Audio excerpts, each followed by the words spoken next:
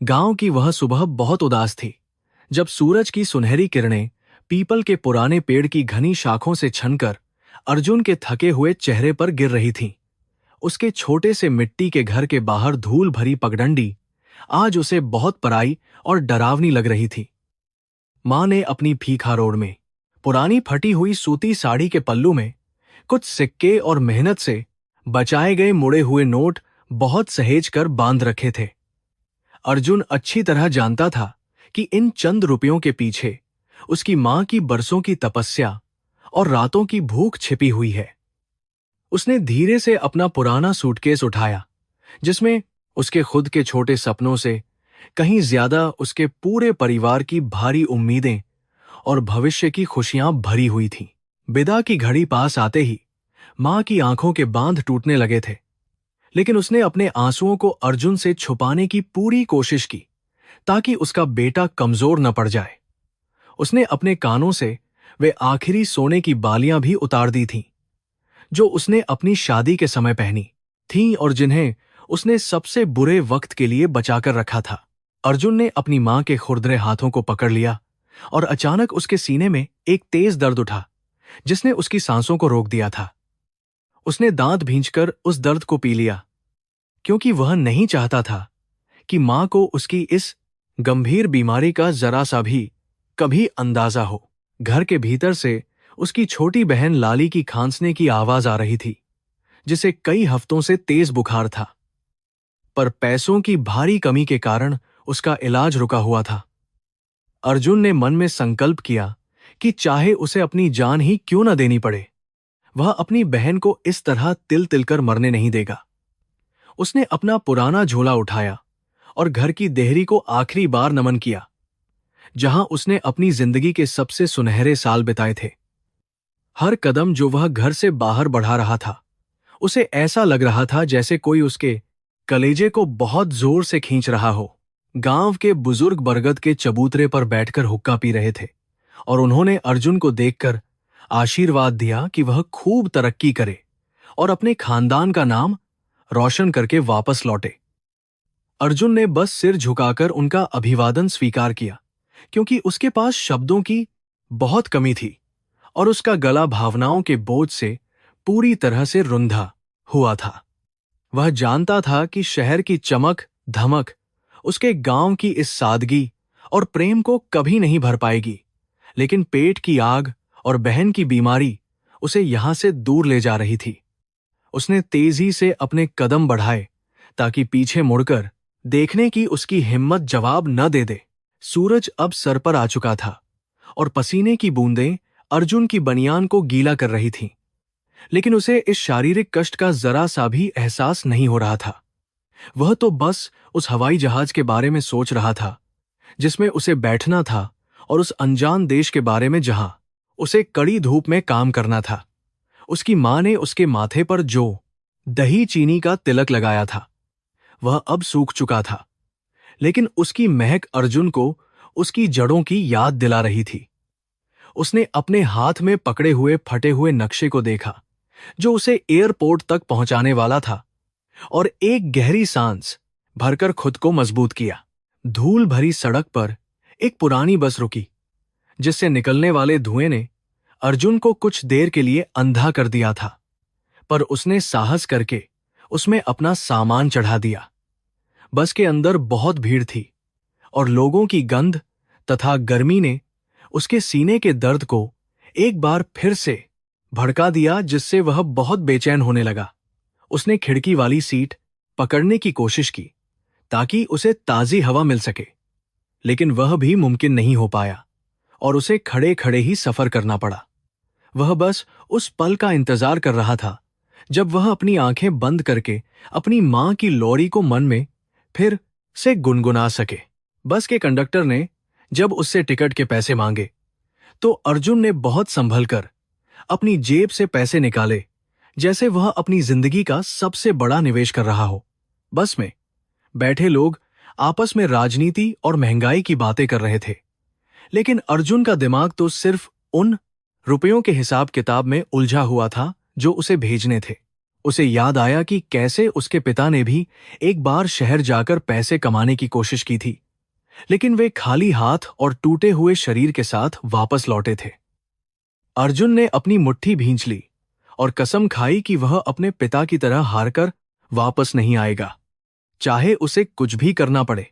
जैसे जैसे शहर की ऊंची इमारतें दिखाई देने लगीं, अर्जुन का दिल और भी तेजी से धड़कने लगा, क्योंकि उसने इससे पहले कभी इतनी बड़ी दुनिया नहीं देखी थी। उसे महसूस हो रहा था कि वह एक बहुत छोटे से तालाब से निकलकर सीधे एक विशाल और खतरनाक समंदर में कूदने जा रहा है, जहां उसका कोई नहीं है। उसने अपनी मां द्वारा दी गई रोटियों की पोटली को कसकर पकड़ लिया, क्योंकि वही एक चीज थी जो उसे अपनी पहचान और घर के स्वाद से जोड़े हुए थी। शहर का शोर और भीड़ उसे डरा रहे थे, लेकिन उसकी आंखों में अपनी बहन की मुस्कुराहट का वह सपना था जिसे वह सच करना चाहता था। दोपहर की कड़ी धूप में शहर के बस स्टैंड पर उतरते ही अर्जुन को ठगों और धोखेबाजों से सावधान रहने की अपने चाचा की नसीहतें याद आने लगीं। उसने अपने सूटकेस को अपने सीने से लगा लिया, क्योंकि उसमें न केवल उसके कपड़े थे, बल्कि वे सारे दस्तावेज भी थे जो उसे परदेश भेजने के लिए बहुत जरूरी थे। उसकी छाती में अब एक हल्की सी सुई जैसी चुभन महसूस हो रही थी, जो उसे बार बार चेतावनी दे रही थी कि उसका शरीर आराम मांग रहा है। लेकिन अर्जुन के लिए आराम एक ऐसी विलासिता थी जिसे वह इस जन्म में तो शायद कभी भी हासिल नहीं कर सकता था, और वह आगे चल पड़ा। शहर की सड़कों पर दौड़ती गाड़ियां और लोगों की भागम-भाग अर्जुन को यह एहसास करा रही थी कि यहां किसी के पास रुकने या किसी का दुख सुनने का वक्त नहीं है। वह एक सस्ते से ढाबे के बाहर रुक गया, जहां उसने पानी पीने के लिए हाथ आगे बढ़ाया, लेकिन उसकी जेब में रखे पैसों की कमी ने उसे रोक दिया। उसने सोचा कि अगर वह आज एक वक्त का खाना बचा लेगा, तो शायद वह अपनी मां के लिए कुछ और दवाइयां खरीदकर भेज पाएगा, जो बहुत जरूरी थीं। भूख और प्यास से लड़ते हुए उसने अपने सफर को जारी रखा और वह उस दफ्तर की तलाश करने लगा जहां उसे अपना पासपोर्ट और वीजा जमा करना था। एजेंट का दफ्तर एक संकरी गली में था, जहां कई और युवक भी अपनी किस्मत आजमाने के लिए कतारों में लगे हुए थे, और सबकी आंखों में एक जैसा डर था। अर्जुन ने भी अपनी बारी का इंतजार किया, और जब एजेंट ने उसका नाम पुकारा तो उसके पैर कांपने लगे थे, लेकिन उसने खुद को संभालकर कागज पेश किए। एजेंट ने रूखे स्वर में उसे अगले दिन एयरपोर्ट पहुंचने की हिदायत दी, और उसे वह टिकट थमा दिया जो उसकी जिंदगी का सबसे महंगा कागज का टुकड़ा था। अर्जुन ने उस टिकट को चूम लिया, क्योंकि उसे लगा कि अब उसकी मां की गरीबी के दिन बस कुछ ही घंटों के मेहमान रह गए हैं। रात के समय शहर के एक कोने में फुटपाथ पर लेटे हुए अर्जुन को आसमान के सितारे अपने गांव के सितारों से बहुत अलग और धुंधले नजर आ रहे थे। उसे नींद नहीं आ रही थी, क्योंकि उसके दिमाग में बार बार वही पुरानी बातें घूम रही थीं कि कैसे उसकी मां ने उसे पालने के लिए दूसरों के घरों में काम किया। उसकी बहन लाली अक्सर उससे पूछती थी कि भैया, आप हमारे लिए नए कपड़े कब लाओगे, और अर्जुन हमेशा उसे झूठी तसल्ली देकर चुप करा देता था। लेकिन अब वह दिन दूर नहीं था जब वह अपनी बहन की हर छोटी सी इच्छा को पूरा करने की ताकत रखने वाला था। उसने यह सोचा। अगली सुबह होने से पहले ही अर्जुन उठ गया और उसने पास के एक सार्वजनिक नल पर जाकर खुद को साफ किया, ताकि वह एयरपोर्ट पर एक सभ्य इंसान दिख सके। उसने अपनी सबसे अच्छी कमीज पहनी, जो हालांकि पुरानी थी, लेकिन मां ने उसे बहुत सलीके से धोकर और प्रेस करके उसे विदा करते समय दिया था। उसके दिल की धड़कन आज कुछ ज्यादा ही तेज थी और उसे रह रहकर चक्कर आ रहे थे, लेकिन उसने इसे महज घबराहट समझकर नजरअंदाज करने का फैसला किया। वह नहीं जानता था कि उसका दिल उसे आखिरी चेतावनी दे रहा है, और यह सफर उसकी जिंदगी की आखिरी उड़ान साबित होने वाली है। टैक्सी के पैसे बचाने के लिए उसने कई किलोमीटर पैदल चलने का फैसला किया, और भारी सूटकेस के साथ सड़क पर चलते हुए उसके हाथ पूरी तरह सुन्न हो गए थे। रास्ते में उसने एक मंदिर देखा, जहां उसने मत्था टेका और भगवान से विनती की कि वह उसे बस इतनी मोहलत दे कि वह अपनी बहन का घर बसा सके। उसे ऐसा महसूस हुआ जैसे भगवान की मूर्ति उसे करुणा भरी नजरों से देख रही हो और उसे अपनी शरण में लेने के लिए बाहें फैला रही हो। अर्जुन की आंखों से आंसू छलक आए, जिन्हें उसने जल्दी से पोंछ लिया, क्योंकि शहर में रोना भी एक तरह की कमजोरी माना जाता था। जैसे ही वह एयरपोर्ट की भव्य और विशाल इमारत के करीब पहुंचा, उसकी सांसें अटक गईं, क्योंकि उसने कभी सपने में भी इतनी चमक धमक वाली जगह की कल्पना नहीं की थी। वहां ऊंचे शीशों वाली दीवारें और हर तरफ सुरक्षा कर्मियों का पहरा था, जो उसे किसी दूसरी ही दुनिया के राजा के महल जैसा प्रतीत हो रहा था। उसे अपनी फटी हुई चप्पल और धूल भरे सूटकेस पर अचानक बहुत शर्म आने लगी और वह एक कोने में छिपकर अपनी धूल झड़ने की कोशिश करने लगा। उसे लग रहा था कि वहां मौजूद हर इंसान उसे एक अपराधी की तरह देख रहा है, जो शायद वहां रहने का कोई हक नहीं रखता था। अर्जुन ने हिम्मत जुटाई और प्रवेश द्वार की ओर बढ़ा, जहां एक सख्त दिखने वाले गार्ड ने उसका पासपोर्ट चेक किया और उसे अंदर जाने का इशारा कर दिया था। अंदर कदम रखते ही ठंडी हवा के झोंके ने उसे झोंका दिया, जिसे उसने अपनी जिंदगी में पहली बार महसूस किया था, क्योंकि गांव में तो सिर्फ लू चलती थी। उसने देखा कि लोग रंग बिरंगे कपड़ों में सजे धजे थे और उनके चेहरे पर उस तरह की कोई चिंता नहीं थी जो अर्जुन के माथे पर साफ दिखाई दे रही थी। वह धीरे धीरे उस काउंटर की ओर बढ़ने लगा जहां उसे अपनी फ्लाइट के लिए चेक इन करना था और उसका दिल अब धड़क रहा था। चेक इन काउंटर पर बैठी महिला ने जब उससे कुछ सवाल पूछे तो अर्जुन घबराहट में हकलाने लगा, क्योंकि उसे अंग्रेजी का एक शब्द भी ठीक से बोलना नहीं आता था। उसने बस अपना टिकट और पासपोर्ट आगे कर दिया और प्रार्थना की कि उसे कोई परेशानी न हो और वह जल्दी से उस विमान तक पहुंच सके। महिला ने उसे एक सहानुभूति भरी मुस्कान दी और उसका बोर्डिंग पास उसे थमा दिया, जिसने अर्जुन के मुरझाए हुए चेहरे पर एक हल्की सी चमक ला दी थी। उसे लगा कि उसने आधी जंग जीत ली है और अब बस कुछ घंटों का सफर उसे उसकी नई मंजिल तक पहुंचा देगा, जहां पैसा होगा। इमिग्रेशन और सुरक्षा जांच की प्रक्रियाओं ने उसे पूरी तरह से थका दिया था और अब उसे बैठने के लिए एक कुर्सी की तलाश थी, क्योंकि उसके पैर कांप रहे थे। उसे प्यास लगी थी, लेकिन पानी की एक बोतल की कीमत देखकर उसके होश उड़ गए, क्योंकि उतने पैसों में तो उसके गांव में पूरे दिन का राशन आ सकता था। उसने अपना गला सुखाए रखा और चुपचाप एक कोने में बैठ गया, जहां से वह रनवे पर खड़े बड़े बड़े जहाजों को कौतूहल भरी नजरों से देख सकता था। वह सोच रहा था कि क्या इतने बड़े लोहे के पक्षी सच में आसमान में उड़ सकते हैं, या यह सब बस एक जादुई सपना ही था। अचानक उसके सीने में एक ऐसी तेज लहर उठी जिसने उसे झुकने पर मजबूर कर दिया और उसे ऐसा लगा जैसे कोई उसके दिल को निचोड़ रहा हो। उसने कसकर कुर्सी के हत्थों को पकड़ लिया और गहरी सांसें लेने की कोशिश की, ताकि वह बेहोश न हो जाए और उसका सफर यहीं खत्म न हो। कुछ मिनटों के बाद दर्द थोड़ा कम हुआ, लेकिन उसकी त्वचा पीली पड़ गई थी और माथे पर ठंडे पसीने की बूंदें साफ तौर पर देखी जा सकती थी। उसने खुद को दिलासा दिया कि शायद यह सब सिर्फ भूख और थकान के कारण हो रहा है और दुबई पहुंचकर वह सबसे पहले जी भरकर आराम करेगा। फ्लाइट की घोषणा होते ही अर्जुन अन्य यात्रियों के साथ गेट की ओर बढ़ने लगा और उसने देखा कि उसके जैसे कई और मजदूर भी उस लाइन में थे। उन सबके चेहरों पर एक अजीब सी बेबसी और आशा का मिश्रण था, जो शायद सिर्फ उन लोगों को ही समझ आता है जो अपनी मिट्टी छोड़कर जा रहे थे।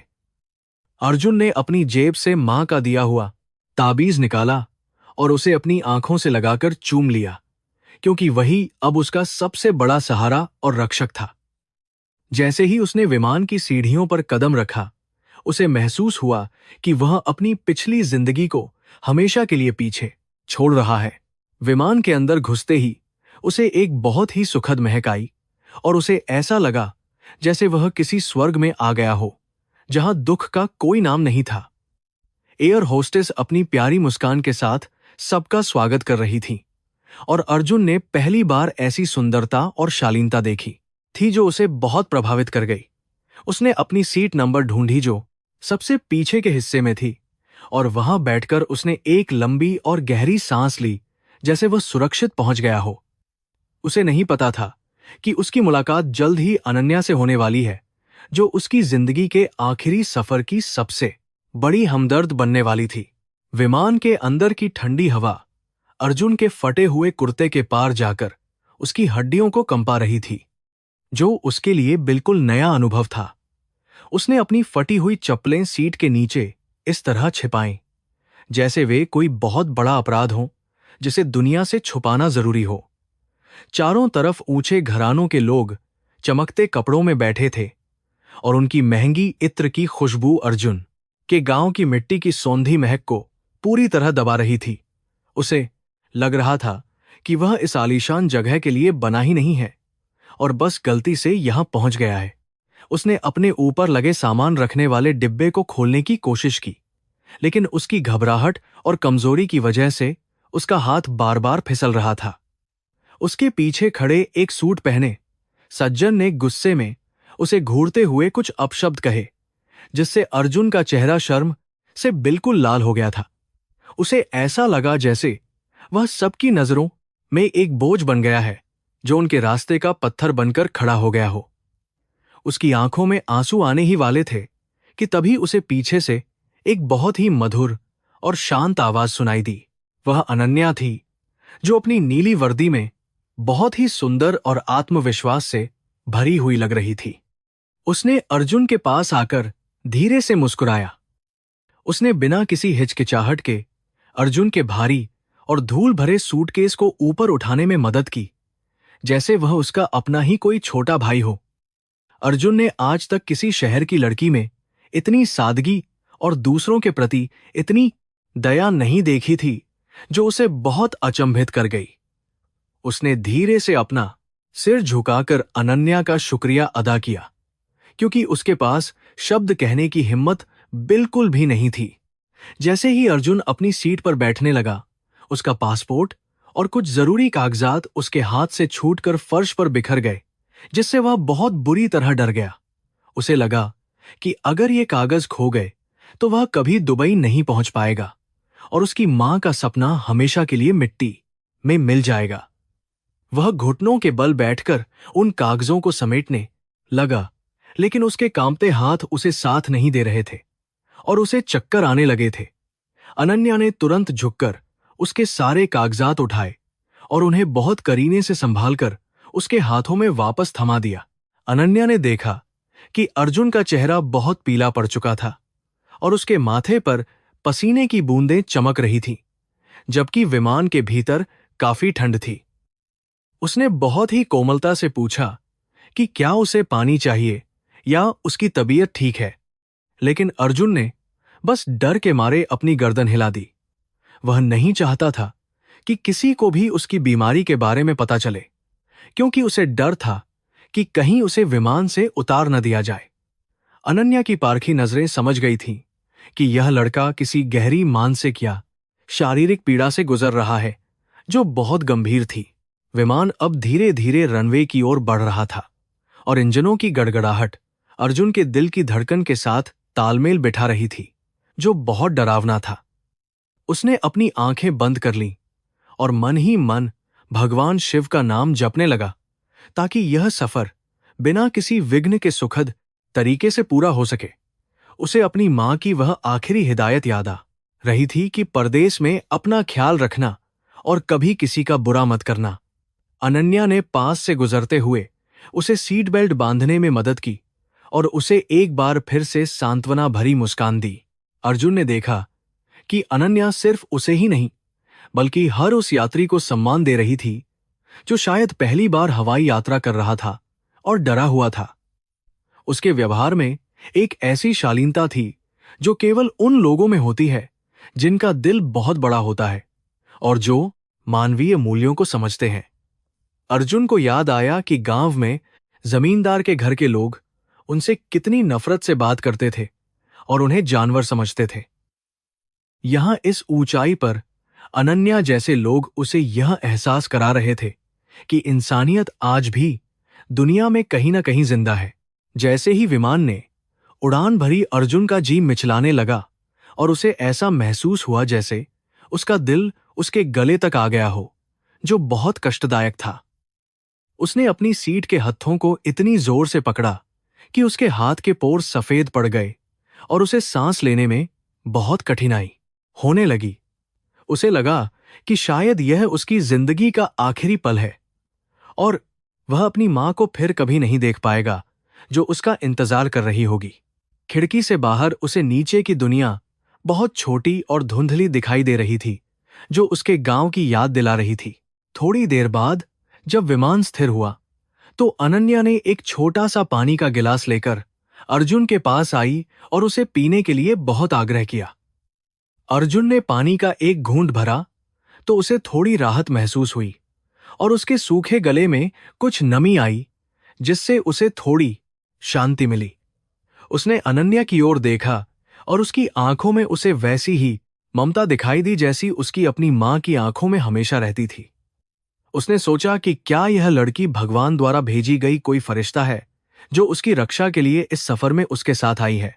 अनन्या ने अर्जुन से धीरे से उसका नाम पूछा और जब उसने बताया कि वह काम की तलाश में दुबई जा रहा है, तो उसकी आंखें भर आईं। वह जानती थी कि अर्जुन जैसे हजारों युवा हर साल अपने परिवार को गरीबी से निकालने के लिए अपनी जान जोखिम में डालकर परदेश जाते हैं। उसने अर्जुन को बताया कि उसका अपना भाई भी कभी इसी तरह बड़े सपने लेकर घर से निकला था, लेकिन वह वापस कभी नहीं लौट पाया। इस छोटी सी बातचीत ने उन दोनों के बीच एक अनकहा सा रिश्ता बना दिया था, जो बहुत गहरा और भावनाओं से पूरी तरह भरा हुआ था। अर्जुन को अब ऐसा महसूस होने लगा था कि वह इस बड़े विमान में पूरी तरह से अकेला नहीं है और कोई है जो उसकी सुरक्षा का ख्याल रख रहा है। उसने अनन्या को अपनी बहन लाली के बारे में बताया कि वह कितनी होनहार है, लेकिन गरीबी के कारण उसका इलाज और पढ़ाई रुकी हुई है। अनन्या ने उसे भरोसा दिलाया कि सब कुछ ठीक हो जाएगा और वह जल्द ही बहुत सारे पैसे कमाकर अपने गांव वापस लौटेगा और सब खुश होंगे। अर्जुन के मन का बोझ थोड़ा कम हुआ, लेकिन उसके सीने का वह सुलगता हुआ दर्द अब भी धीरे धीरे अपनी जगह बना रहा था। रात का अंधेरा अब गहराने लगा था और विमान के केबिन की रोशनियां धीमी कर दी गई थीं, ताकि यात्री आराम से सो सकें और कल के लिए तैयार हों। अर्जुन ने अपनी खिड़की से बाहर देखा तो उसे दूर क्षितिज पर टिमटिमाते हुए तारे दिखाई दिए, जो उसे अपनी मां की आंखों की याद दिला रहे थे। उसे नींद नहीं आ रही थी क्योंकि उसकी बीमारी उसे बार बार जगा रही थी और उसे डर था कि अगर वह सोया तो शायद कभी जाग नहीं पाएगा। उसने मन ही मन प्रार्थना की कि कम से कम वह दुबई की धरती को एक बार अपनी आंखों से जरूर देख ले। अनन्या अपनी ड्यूटी के बीच बीच में आकर अर्जुन को देखती रही और उसने पाया कि वह लड़का बहुत ही सादगी और मर्यादा के साथ अपनी सीट पर बैठा हुआ था। उसने देखा कि अर्जुन ने अपनी मां की दी हुई रोटियों की पोटली को अब भी अपने सीने से लगा रखा था, जैसे वह उसकी सबसे बड़ी दौलत हो। अनन्या को महसूस हुआ कि असली भारत इन जैसे मेहनती और ईमानदार लोगों के दिलों में बसता है, जो अपनी खुशियों को अपनों के लिए कुर्बान कर देते हैं। उसने तय किया कि वह इस सफर के दौरान अर्जुन का खास ख्याल रखेगी, ताकि उसे कोई तकलीफ बिल्कुल भी न हो। अचानक विमान में बैठे एक अमीर यात्री ने जोर से चिल्लाकर अनन्या को बुलाया और अर्जुन की ओर इशारा करते हुए उसे वहां से हटाने की मांग करने लगा। उस आदमी का कहना था कि इन गरीबों की वजह से विमान की हवा और गरिमा खराब हो रही है, जो अनन्या को बहुत बुरा और अपमानजनक लगा। अनन्या ने बहुत ही शांति और दृढ़ता के साथ उस यात्री को समझाया कि विमान में हर यात्री बराबर है और गरीबी कोई अपराध नहीं है जिसे छुपाया जाए। अर्जुन ने यह सब सुना और उसकी आंखों से कृतज्ञता के आंसू बह निकले, क्योंकि किसी ने पहली बार उसका ऐसा पक्ष लिया था। उस अमीर यात्री के जाने के बाद अनन्या ने अर्जुन के पास आकर माफी मांगी और उसे बिल्कुल भी बुरा न मानने के लिए कहा, जो उसकी महानता थी। अर्जुन ने कहा कि वह इन सब बातों का आदी है, क्योंकि गांव में भी ऊंची जाति के लोग उसे इसी तरह तिरस्कार भरी नजरों से देखते थे। अनन्या ने उसे सिखाया कि असली ऊंचाई कपड़ों या पैसों से नहीं, बल्कि इंसान के चरित्र और उसके नेक इरादों से मापी जाती है, जो सबसे जरूरी है। अर्जुन को लगा कि इस सफर ने उसे जिंदगी का एक बहुत बड़ा सबक सिखा दिया है, जो उसे ताउम्र याद रहने वाला है और प्यारा था। विमान अब बादलों के ऊपर तैर रहा था और चंद्रमा की चांदनी पंखों पर पड़कर एक अलौकिक दृश्य पैदा कर रही थी, जो बहुत ही सुंदर और भव्य था। अर्जुन ने अपनी जेब से वह पुराना फोटो निकाला जिसमें उसकी मां और बहन मुस्कुरा रहे थे, और उसने उस पर अपना हाथ फेरते हुए लंबी सांस ली। उसे लग रहा था कि वह अब अपने घर से बहुत दूर आ गया है, लेकिन उसकी यादें उसके साथ साए की तरह चल रही थीं और उसे शक्ति दे रही थीं। अनन्या ने दूर से उसे देखा और उसकी सादगी पर मन ही मन फिदा हो गई, क्योंकि वह लड़का बहुत ही पवित्र आत्मा लग रहा था। धीरे धीरे अर्जुन की पलकें भारी होने लगी और वह थकान की वजह से गहरी नींद की आगोश में समाने लगा, लेकिन उसके चेहरे पर अब भी एक अजीब सा दर्द था। अनन्या ने चुपके से एक कंबल निकाला और उसे बहुत ही सावधानी से अर्जुन के ऊपर डाल दिया, ताकि उसे ठंड न लगे और वह सुकून से सो सके। उसने अर्जुन के पास रखे उसके फटे हुए बैग को ठीक किया और पाया कि उसमें सिर्फ कुछ पुराने कपड़े और बहुत सारी उम्मीदें भरी हुई थीं। अनन्या का दिल पसीज गया और उसने ईश्वर से प्रार्थना की कि इस मासूम लड़के को उसकी मंजिल तक सही सलामत पहुंचा देना प्रभु। विमान की शांत गुनगुनाहट के बीच अर्जुन को सपने में अपना गांव दिखाई दिया, जहां वह अपनी बहन के साथ खेतों में दौड़ रहा था और मां खाना बना रही थी। सपने में उसे कोई दर्द नहीं था और न ही कोई गरीबी थी, बस हर तरफ हरियाली और अपनों का प्यार भरा साथ था, जो उसे बहुत प्यारा लगा। अचानक एक तेज झटके के साथ उसकी नींद खुल गई और उसने देखा कि विमान किसी जोरदार हवा के दबाव से गुजर रहा है, जो बहुत डरावना था। उसके सीने में फिर से वही भयानक चुभन महसूस हुई, जो पिछली बार से कहीं ज्यादा तेज और जानलेवा लग रही थी। आज उसने अपना हाथ अपने सीने पर रखा और जोर जोर से हाँफने लगा, लेकिन उसने शोर नहीं मचाया, क्योंकि वह दूसरों को परेशान नहीं करना चाहता था जो सो रहे थे। अनन्या ने उसे दूर से बेचैन होते देखा और वह तुरंत दौड़कर उसके पास आई और उसके चेहरे को अपने हाथों में लेकर उसे शांत करने की कोशिश की। उसने देखा कि अर्जुन के होंठ नीले पड़ रहे थे, जो एक बहुत ही गंभीर खतरे का संकेत था, और उसने तुरंत ऑक्सीजन मास्क की व्यवस्था करने की सोची। अर्जुन ने बस उसका हाथ पकड़ लिया और इशारे से उसे मना किया, क्योंकि वह नहीं चाहता था कि किसी को उसकी हालत का पता चले। अनन्या की आंखों में अब डर साफ दिख रहा था, क्योंकि वह जानती थी कि विमान में चिकित्सीय सुविधाएं बहुत सीमित हैं और वे अभी बीच रास्ते में ही थे। उसने अर्जुन के कान में धीरे से कहा कि वह डरे नहीं और सब ठीक हो जाएगा, जबकि वह खुद अंदर से बहुत डरी हुई और घबराई हुई महसूस कर रही थी। अर्जुन ने बहुत मुश्किल से अपनी आंखें खोलीं और अनन्या को देखकर एक छोटी सी मुस्कान दी, जैसे वह कह रहा हो कि अब उसकी मंजिल करीब ही है। यह मुस्कान अनन्या के दिल को चीर गई, क्योंकि इसमें जिंदगी की आखिरी आस और मौत की बेबसी दोनों ही साफ झलक रही थीं। आज विमान की लाइटें फिर से जल उठीं, क्योंकि अब कुछ ही घंटों में वे अपनी मंजिल पर पहुंचने वाले थे और यात्रियों में हलचल शुरू हो गई थी, जो उत्साहित थे।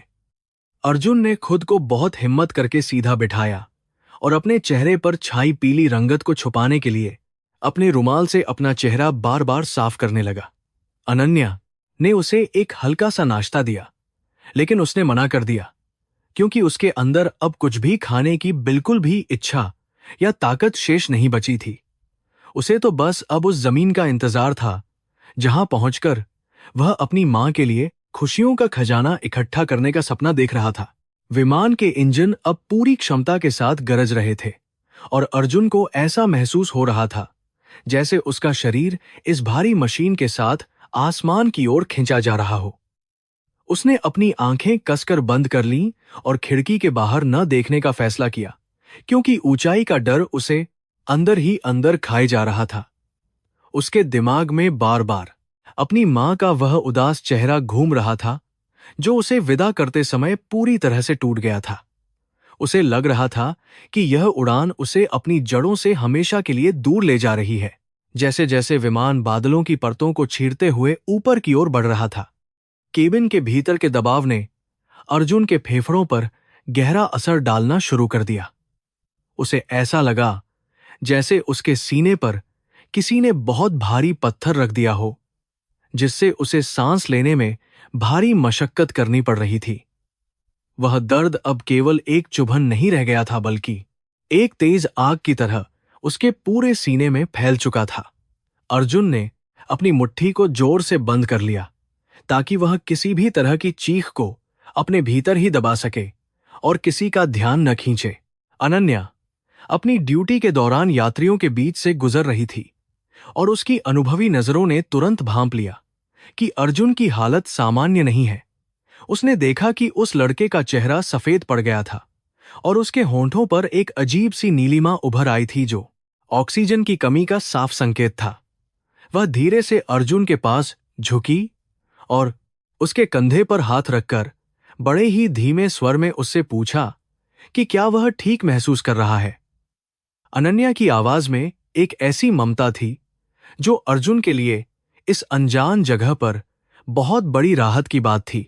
अर्जुन ने अनन्या की ओर देखा और बहुत ही धीमी आवाज में कहा कि वह बिल्कुल ठीक है और उसे बस थोड़ी सी घबराहट हो रही है, क्योंकि वह पहली बार उड़ रहा है। वह मन ही मन डर रहा था कि अगर अनन्या ने डॉक्टर को बुला लिया तो शायद उसे अगले एयरपोर्ट पर उतार दिया जाएगा और उसका काम छीन जाएगा। उसके पास खोने के लिए बहुत कुछ था और वह अपनी मां की कुर्बानियों को व्यर्थ नहीं जाने देना चाहता था। उसने एक फीकी मुस्कान देने की कोशिश की, लेकिन उसका चेहरा दर्द के मारे बुरी तरह से ऐंठ गया था। अनन्या जानती थी कि अर्जुन झूठ बोल रहा है, क्योंकि एक एयर होस्टेस होने के नाते उसने ऐसे कई मामले देखे थे जहां लोग अपनी मजबूरी को अपनी बीमारी से बड़ा समझते थे। उसने चुपके से अपने हाथ में पकड़े हुए एक गीले तौलिए को अर्जुन के माथे पर रखा और उसे कुछ गहरी सांसें लेने के लिए प्रोत्साहित किया। वह चाहती थी कि अर्जुन उस पर भरोसा करे, लेकिन वह यह भी जानती थी कि विमान के नियम उसे बहुत कुछ करने की इजाजत नहीं देते। उसने अर्जुन के पास एक पानी की बोतल रखी और उसे बार बार घूंट घूंट करके पीने के लिए कहा, ताकि शरीर में नमी बनी रहे। विमान के दूसरे हिस्से में कुछ यात्री अपनी शराब और भोजन का आनंद ले रहे थे और उनकी ऊंची आवाजें अर्जुन की पीड़ा को और भी ज्यादा असहनीय बना रही थीं। उसे महसूस हो रहा था कि दुनिया कितनी बेरहम है, जहां एक तरफ कोई अपनी जिंदगी के लिए लड़ रहा है और दूसरी तरफ किसी को उसकी परवाह भी नहीं है। उसने अपनी आंखें बंद कर लीं और भगवान से प्रार्थना की कि उसे बस कुछ घंटों की मोहलत दे दे, ताकि वह दुबई की धरती पर कदम रख सके। उसे अपनी बहन लाली का हंसता हुआ चेहरा याद आया, जो उसकी ताकत का एकमात्र स्रोत बना हुआ था। अर्जुन के बगल में बैठा एक यात्री बार बार कोहनी मारकर उसे परेशान कर रहा था, क्योंकि उसे लग रहा था कि अर्जुन बहुत ज्यादा जगह घेर रहा है और बहुत हिल रहा है। अर्जुन ने बिना कोई शिकायत किए खुद को और भी छोटा कर लिया और खिड़की की ओर सटकर बैठ गया, जहां से ठंडी हवा आ रही थी। उसे महसूस हो रहा था कि उसका शरीर धीरे धीरे उसका साथ छोड़ रहा है, लेकिन उसका मन अब भी अपने लक्ष्य के प्रति पूरी तरह से समर्पित था।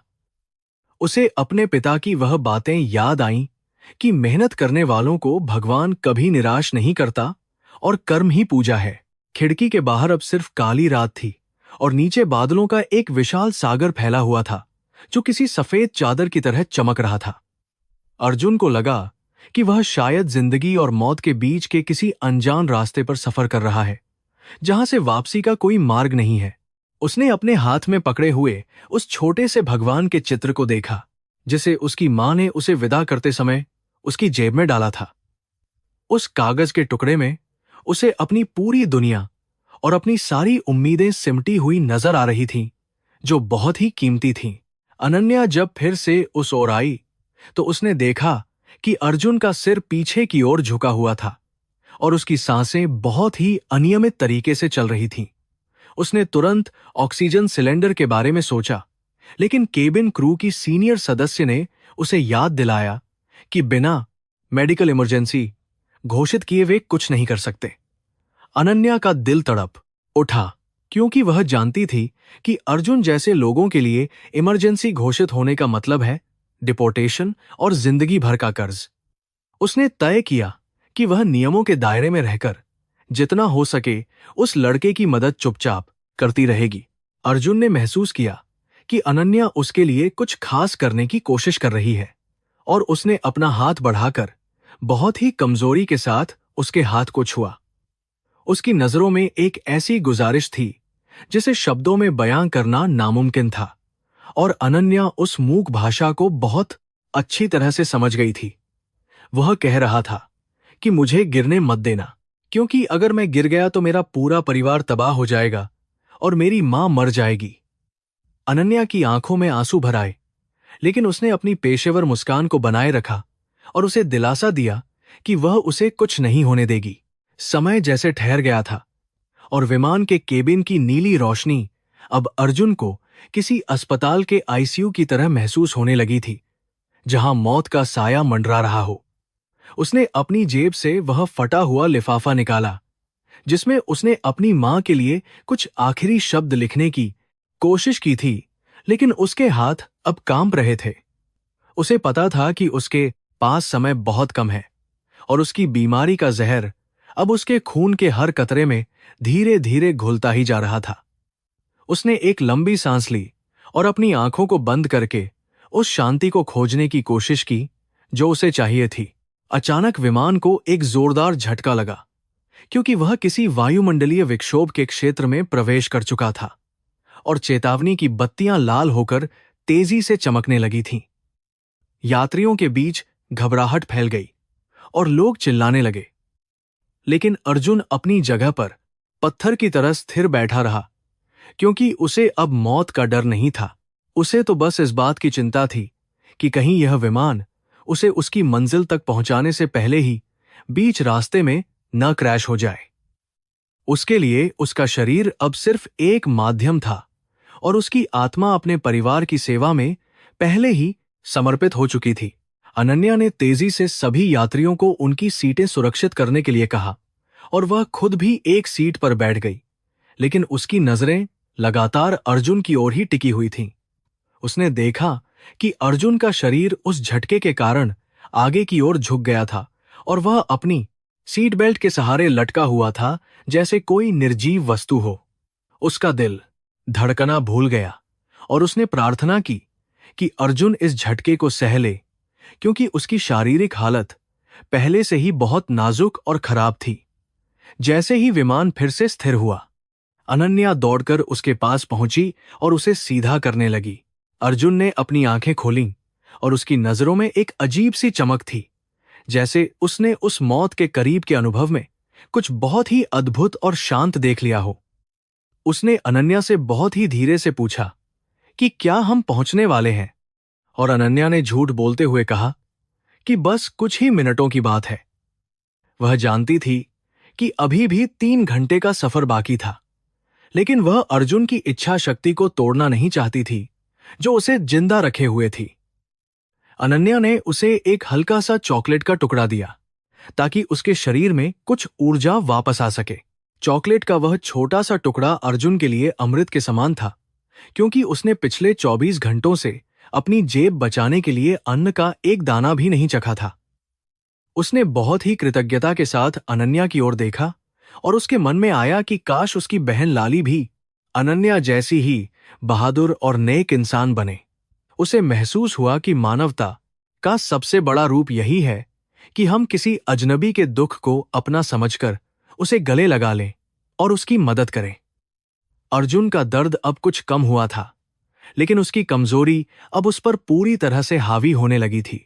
विमान के पिछले हिस्से में बैठा एक दूसरा मजदूर अर्जुन की हालत देख रहा था और उसने धीरे से अपना हाथ अर्जुन के कंधे पर रखा ताकि उसे सहारा मिल सके।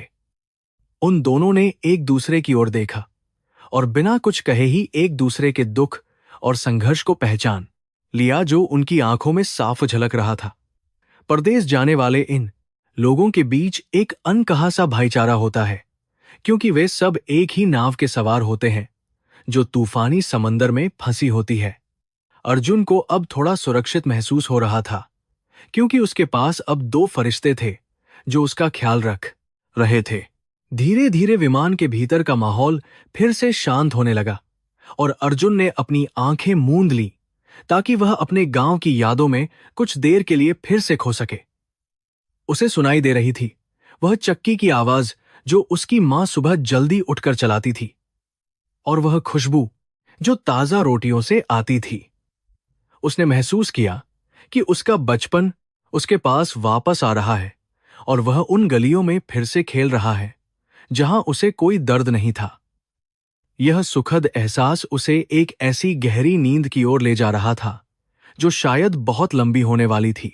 अनन्या ने देखा कि अर्जुन की धड़कन अब बहुत धीमी हो गई है और उसने तुरंत अपने सीनियर को इस बारे में सूचित करने का फैसला किया, चाहे परिणाम जो भी हों। उसने महसूस किया कि अब नियमों से ऊपर उठकर एक इंसान की जान बचाना सबसे ज्यादा जरूरी है, और वह किसी भी कीमत पर अर्जुन को खोना नहीं चाहती थी।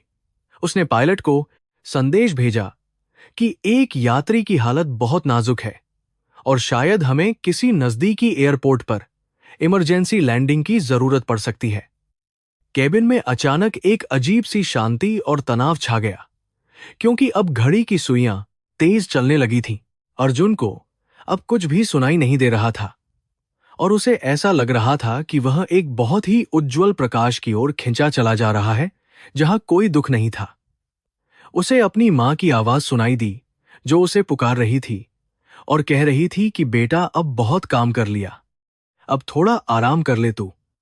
उसने अपनी बंद आंखों के पीछे ही एक गहरी और लंबी सांस ली जो शायद उसके फेफड़ों में जाने वाली आखिरी हवा थी, और उसका शरीर ढीला पड़ गया।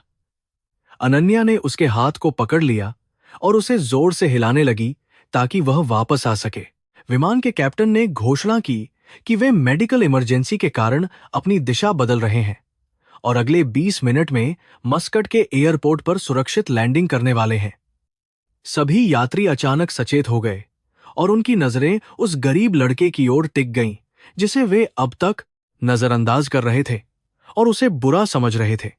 अनन्या ने अर्जुन के माथे को चूम लिया और रोते हुए उससे विनती की कि वह बस कुछ देर और अपनी आंखों को खुला रखे ताकि वह मंजिल देख सके। पर क्या अर्जुन की किस्मत में वह मंजिल देखना लिखा था, या उसकी यात्रा यहीं पर हमेशा के लिए समाप्त होनी थी? विमान के पहिए जब जमीन से टकराए तो एक तेज आवाज हुई जिसने केबिन के सन्नाटे को तोड़ दिया, और अर्जुन के शरीर में एक हल्की सी हरकत हुई जैसे वह जाग गया हो। उसने अपनी आंखें खोलीं और सामने अनन्या का रोता हुआ चेहरा देखा, जिसने उसे यह एहसास कराया कि वह अब भी इस दुनिया में ही मौजूद है और सुरक्षित है। उसने बहुत ही कमजोर आवाज में पूछा कि क्या हम दुबई पहुंच गए हैं, और अनन्या ने बस हाँ में सिर हिला दिया, क्योंकि वह उसे सच नहीं बता सकती थी। अर्जुन के चेहरे पर एक ऐसी सुकून भरी मुस्कान आई जो केवल एक विजेता के चेहरे पर ही हो सकती है। विमान मस्कट के हवाई अड्डे पर उतरा ही था कि प्रथम श्रेणी में बैठे श्री मेहरा का गुस्सा 7वें आसमान पर पहुंच गया। वह एक सफल उद्योगपति थे जिनके लिए समय का मतलब केवल पैसा था, और किसी गरीब की बीमारी उनके लिए महज एक रुकावट थी। उन्होंने अपनी ऊर मस्कट के हवाई अड्डे और वार हार खेंगे महंगी घड़ी की ओर देखा और फिर अनन्या को बुलाने के लिए घंटी को जोर जोर से बजाना शुरू कर दिया। उनके चेहरे पर छाई शिकन साफा बता रही थी कि उन्हें इस बात से कोई सरोकार नहीं था कि पिछले हिस्से में बैठा एक मासूम लड़का अपनी आखिरी सांसें गिन रहा है।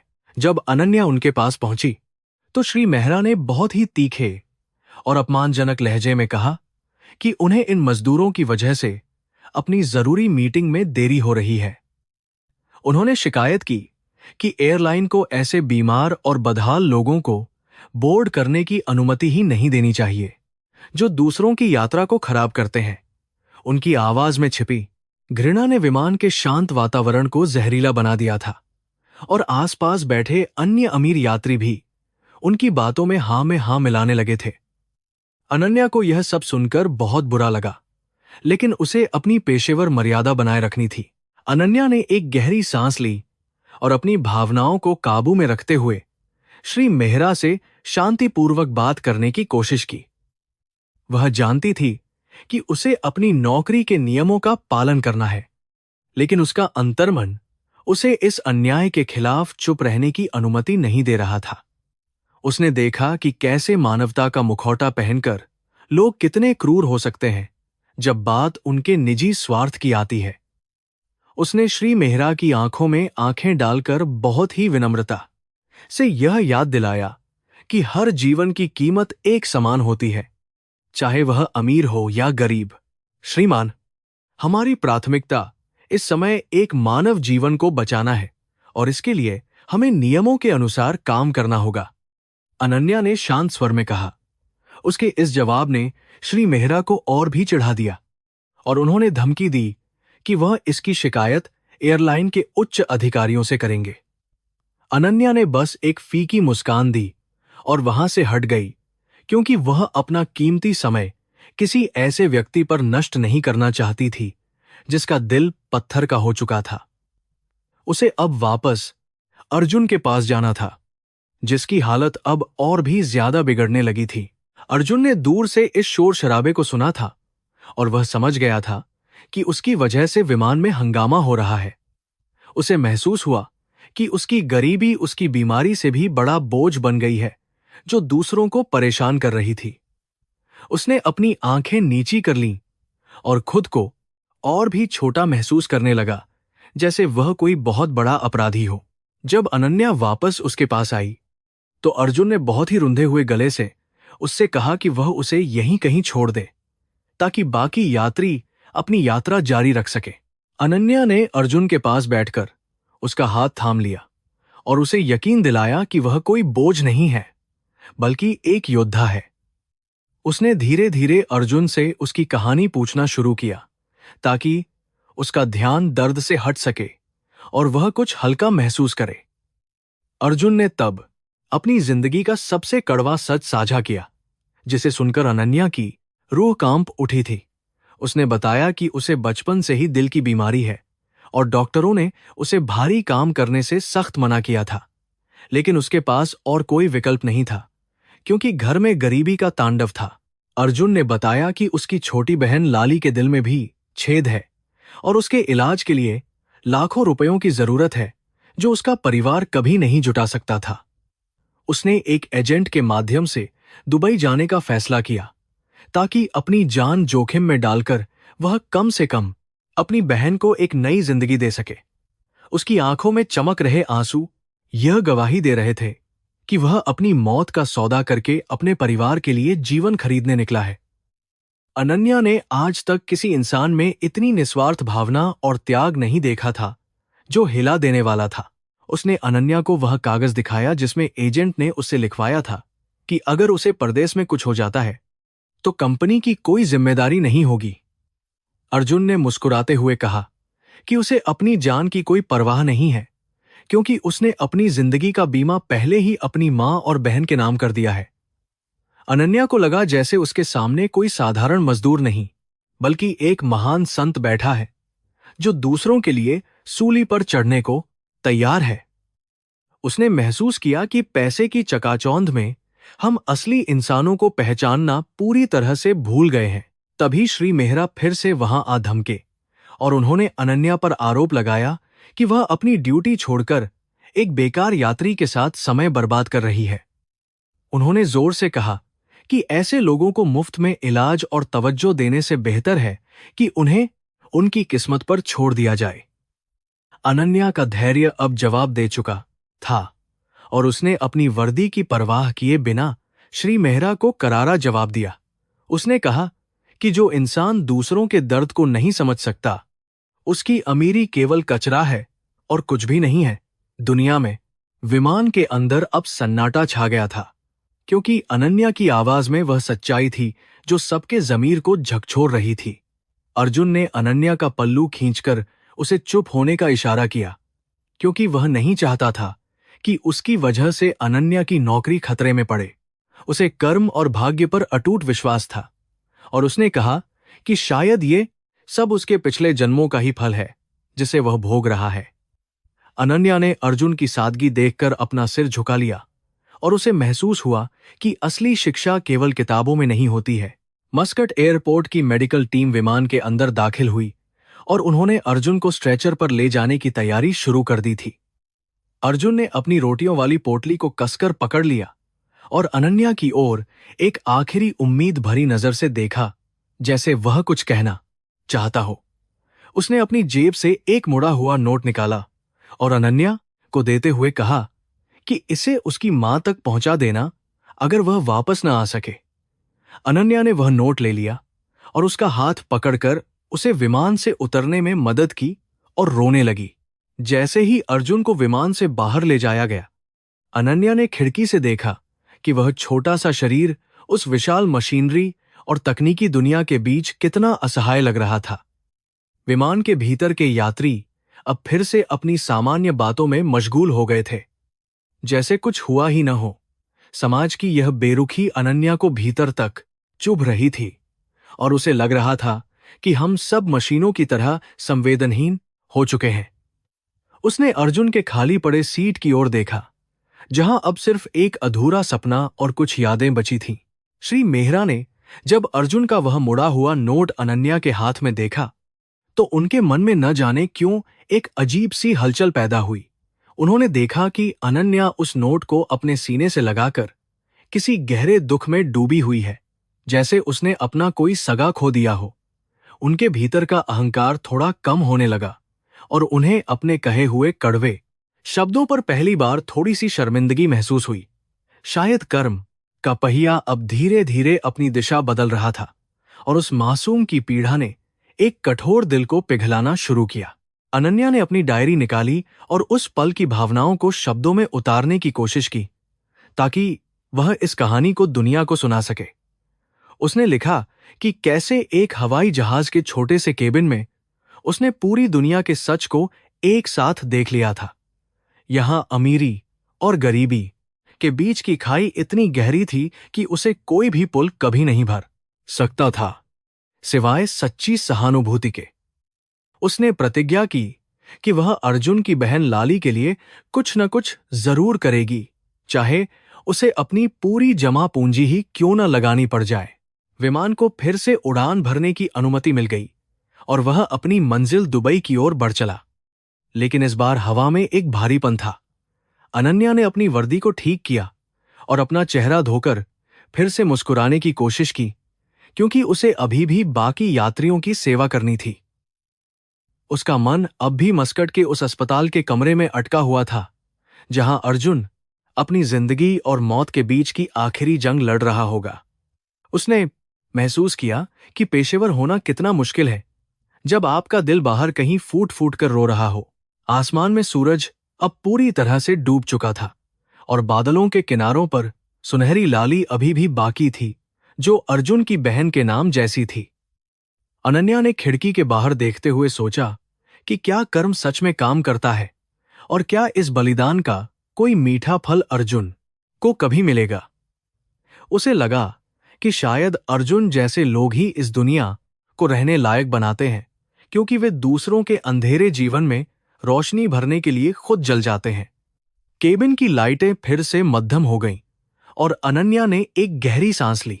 उसकी सहेली और सहकर्मी रिया ने पास आकर उसे दिलासा दिया और कहा कि हम हर किसी को नहीं बचा सकते, हमें अपना काम करना होगा।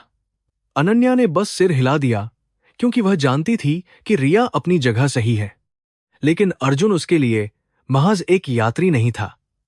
वह एक ऐसा दर्पण था जिसने अनन्या को उसकी अपनी ही जिंदगी की कमियों और उसके पास मौजूद सुख सुविधाओं की असली कीमत समझा दी थी। उसने रिया से कहा कि कुछ लोग हमारे जीवन में केवल हमें जगाने के लिए आते हैं और फिर चुपचाप चले जाते हैं, दुबई की चमकती हुई रोशनियां अब नीचे दिखाई देने लगी थीं, जो दूर से किसी हीरो के हार की तरह बहुत ही सुंदर और भव्य लग रही थीं। इसी चमक की तलाश में अर्जुन अपने गांव से निकला था, लेकिन वह इस चमक को अपनी आंखों से कभी नहीं देख पाया। यह कितनी बड़ी विडंबना थी। अनन्या ने अपने हाथों में अर्जुन का वह छोटा सा ताबीज महसूस किया, जो शायद उतारते समय नीचे गिर गया था, और अब वही उसकी याद था। उसने उसे अपनी जेब में बहुत संभाल कर रख लिया, जैसे वह कोई खजाना हो।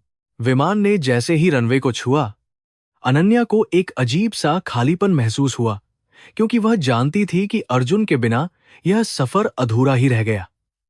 उसने यात्रियों को विदा करना शुरू किया, और जब श्री मेहरा उसके पास से गुजरे तो उन्होंने रुककर कुछ कहने की कोशिश की, लेकिन रुक गए। उनकी आंखों में अब वह पहले जैसा अहंकार नहीं था, बल्कि एक तरह की गहरी सोच और शायद थोड़ी सी ग्लानि साफ दिखाई दे रही थी। अनन्या ने उन्हें बस एक औपचारिक विदाई दी और अपने अगले काम की ओर बढ़ी। विमान अब खाली हो चुका था, और अनन्या ने अर्जुन की खाली सीट की ओर आखिरी बार देखा, जहां उसकी कंबल की तह अभी भी वैसी ही पड़ी थी। उसने महसूस किया कि पेशेवर होने का मुखौटा पहनना आसान है, लेकिन एक इंसान होने का धर्म निभाना दुनिया का सबसे कठिन काम है। उसने अपनी आंखें बंद कीं और अर्जुन की उस शांत मुस्कान को याद किया, जो उसने मस्कट में उतरते समय उसे दी थी। उसे पता था कि यह अंत नहीं है, बल्कि एक नई शुरुआत है, जो उसे बहुत दूर ले जाएगी। उसने अर्जुन के दिए हुए नोट को खोलकर देखा, तो उसमें खून के कुछ धब्बे लगे हुए थे, जो उसके संघर्ष की मूक दास्तान सुना रहे थे।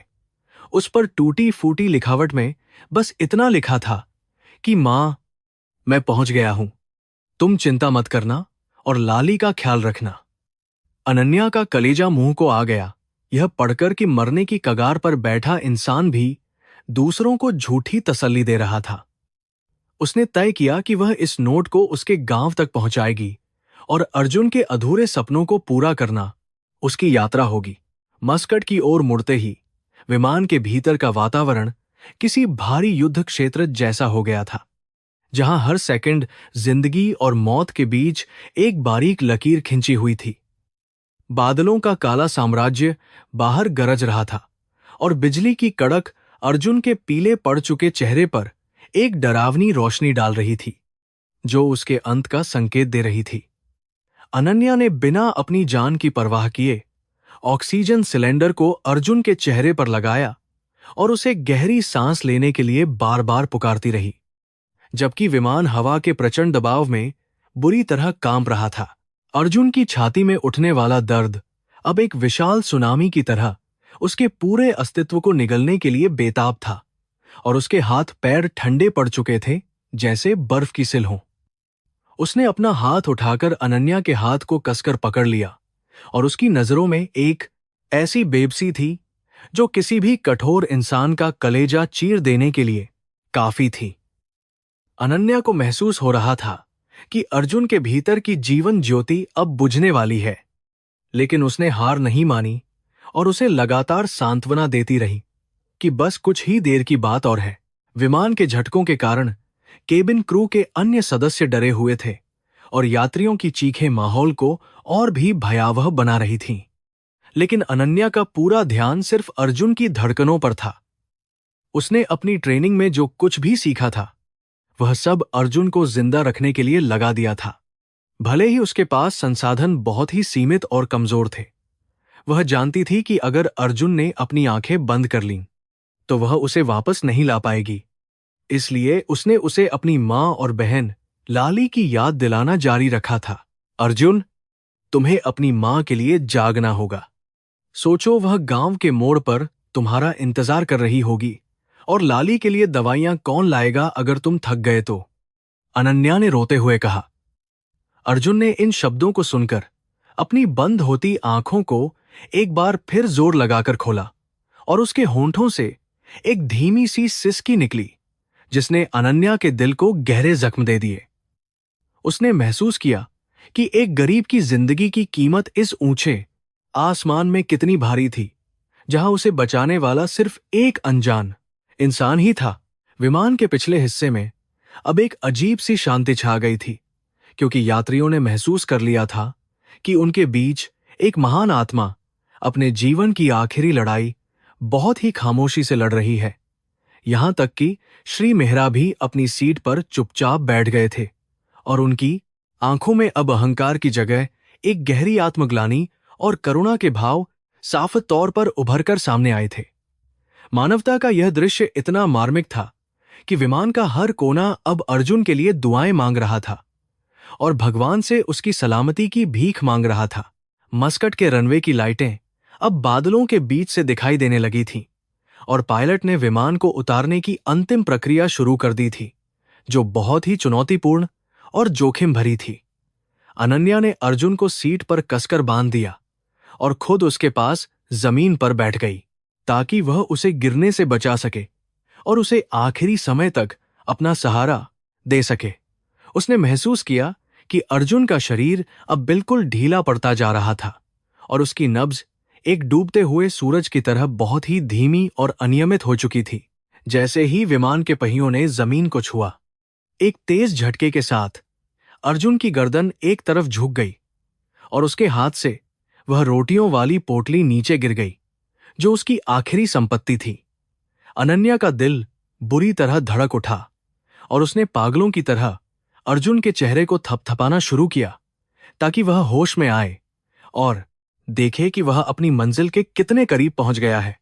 उसने चिल्लाकर मेडिकल टीम को जल्दी आने का इशारा किया, क्योंकि उसे पता था कि अब एक एक पल अर्जुन की जान बचाने के लिए बहुत ही कीमती और निर्णायक था। अस्पताल की एम्बुलेंस की आवाजें अब विमान के दरवाजे के बाहर सुनाई दे रही थीं और डॉक्टरों की एक टीम स्ट्रेचर के साथ अंदर दाखिल हुई, ताकि वे अर्जुन को तुरंत उपचार दे सकें। अनन्या ने अर्जुन का हाथ तब तक नहीं छोड़ा जब तक डॉक्टरों ने उसे पूरी तरह से अपने संरक्षण में नहीं ले लिया और उसे कृत्रिम सांस देने की मशीन से नहीं जोड़ दिया गया। उसने देखा कि कैसे अर्जुन को ले जाया जा रहा था और उसे ऐसा लगा जैसे वह अपनी आत्मा का एक हिस्सा उसके साथ भेज रही हो, जिसे वह कभी नहीं भूल पाएगी। विमान खाली होने के बाद अनन्या उसी सीट पर बैठ गई जहां अर्जुन बैठा था और उसने अपनी आंखों से उन आंसुओं को बहने दिया जिन्हें उसने पेशेवर मर्यादा के कारण अब तक रोक रखा था।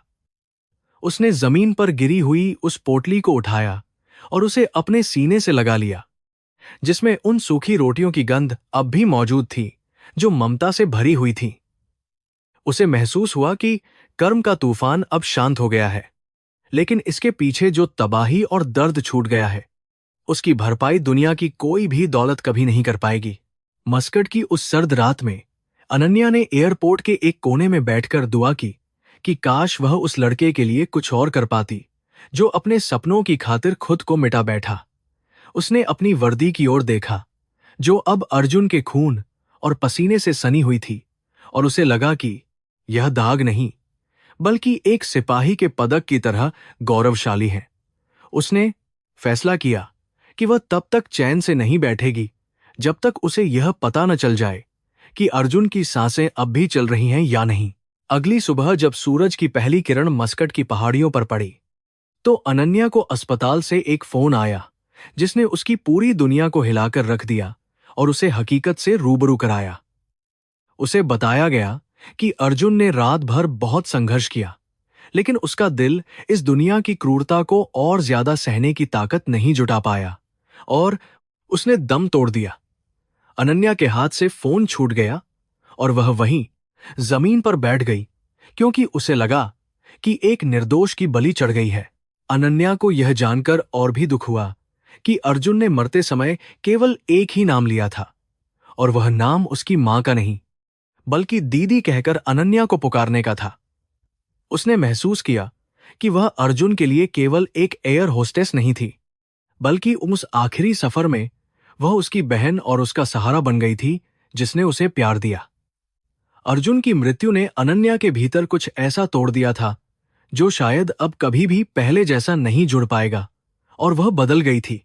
उसने अर्जुन के सामान की ओर देखा, जिसमें वह छोटा सा ताबीज और वह अधूरा खत रखा था जो अब उसके परिवार तक पहुंचाना अनन्या की सबसे बड़ी और पवित्र जिम्मेदारी बन चुकी थी।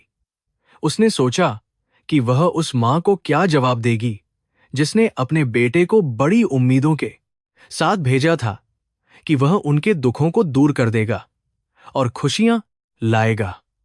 गरीबी का यह खेल कितना भयानक है, जहां एक जवान लड़का अपनी जान देकर भी अपने परिवार को गरीबी के चंगुल से नहीं छुड़ा पाता है। अनन्या ने एयरलाइन से छुट्टी मांगी और तय किया कि वह खुद अर्जुन के गांव जाएगी ताकि वह उसकी अस्थियां और उसकी आखिरी निशानी उसके घर पहुंचा सके और अपना प्रायश्चित पूरा कर सके।